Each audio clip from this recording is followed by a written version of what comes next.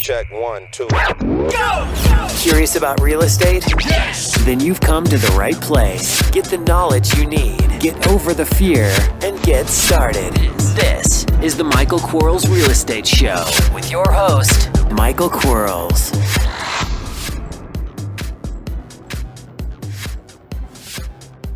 Hello, everybody. Michael Quarles with podcast number 29.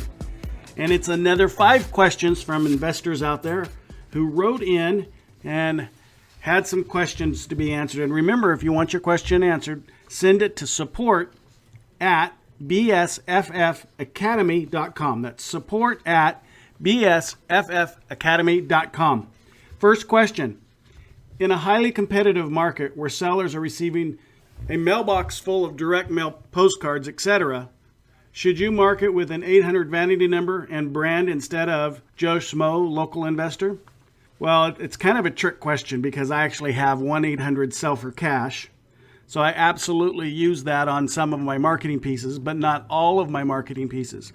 The reason I don't use it in all of my marketing pieces is I believe in cluster marketing. And what that means is I don't want the consumer to know that all the marketing that I'm sending them is coming directly from the same company.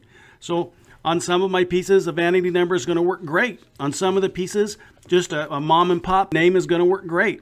So I send out a small postcard, and it looks different than the yellow letter, and it looks different than the large postcard, and it looks different than the professional letter, and it looks different than the greeting card, and then finally a zip letter. So they're all going to be different looking. Messages are going to be similar, but some of the things I'll use a logo on, a brand logo, the vanity number. Some things I'll want local phone numbers on. I want a different phone number on all pieces. So it's an important question. If you have a 1-800 vanity number, absolutely use it, but don't make it the exclusive use on all of your marketing, or you're actually going to be defeating some of the call volume. So hope that helps. Question number 2. During the seller presentation, at which point do you perform the inspection? I'm actually, when I knock on the door, step back about 5-6 feet, look up the street so they can get comfortable and confident with me. I have already begun the inspection of the property. When I walked up to the property, I've looked at the front of the house, the landscaping, the grass, the driveway, the roof, the windows, and the front of the house. And so I've already begun at that point. When they answer the door and I tell them, thank you for inviting me out to buy your house today, is where I'm parked okay.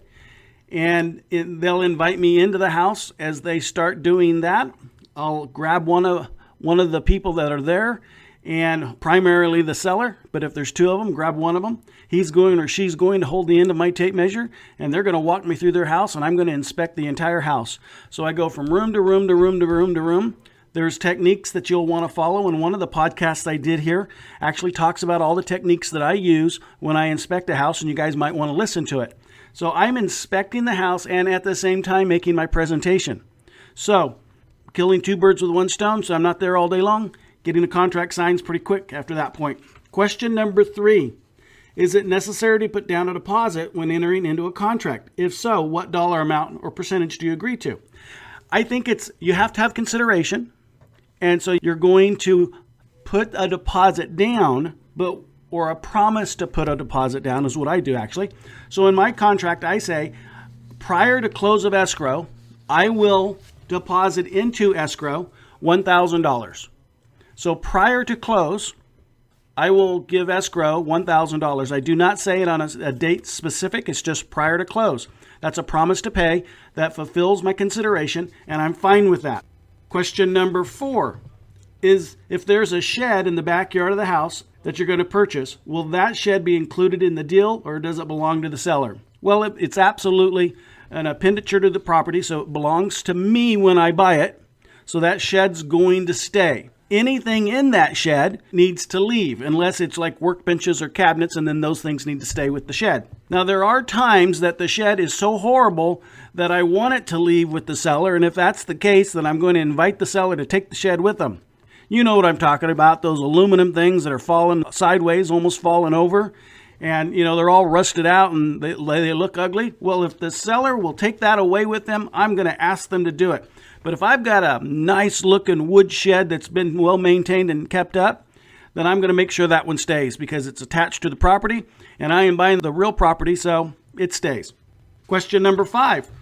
What is the success rate of cold calling? What percentage of calls need to be made in order to schedule one appointment? Well, that depends a lot upon the prospect group. If you're just random cold calling, like you're dialing 872-0000 or 872-0001, 872-0002, that kind of thing, you're going to talk to about 100 to 125 people to get an appointment. Now, I know you can talk to 16 people an hour in general. So 16 into 100, I don't know how much that is, but what is that, 6 hours? Well, in about 6 hours of cold calling, you can make an appointment. I also know if you have 9 of those appointments, you're going to have an opportunity to buy a house. So 6 times 9 is 54. So in a week, if you didn't have any money to market, in 1 week, you can get out there and buy a house. Now, if you narrow your prospects down a little bit, so maybe you're going to go to for sale by owners only, maybe you're going to go to active for rents only, maybe you have a way to pull the expired list and you're going to do that, then you're going to see better results because those folks typically want to sell the house. You know, the for sale by owner definitely wants to sell the house, and the expired wanted to sell the house. The active for rent, they want to rent a house, but they may want to sell a house too because maybe it's been for rent for so long that they're getting tired of it. So those are better groups, and I have found that's between 1 and 20 and 1 and 25. So the problem with those folks is it's hard to find them anymore because of the newspaper issues. The newspapers used to print all the ads in them, but nowadays that's hard to find. People don't use the newspaper as much. Craigslist they use. You might want to go to Craigslist, look there. Go to forsalebuyowner.com and for the for sale by owners and see what you can get there.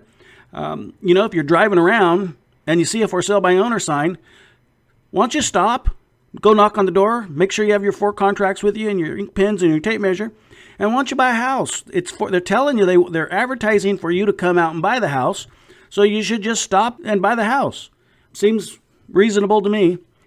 I appreciate the opportunity to help you guys. Send in your questions. Again, that's to support@bsffacademy.com, and we'll absolutely get these questions on and answered for you. And if any of you folks are interested in my coaching program, please set a time to talk with me, and I'll go over the entire program and how we can take you from where you are to massive income. Thanks so much. Until next time, bye-bye.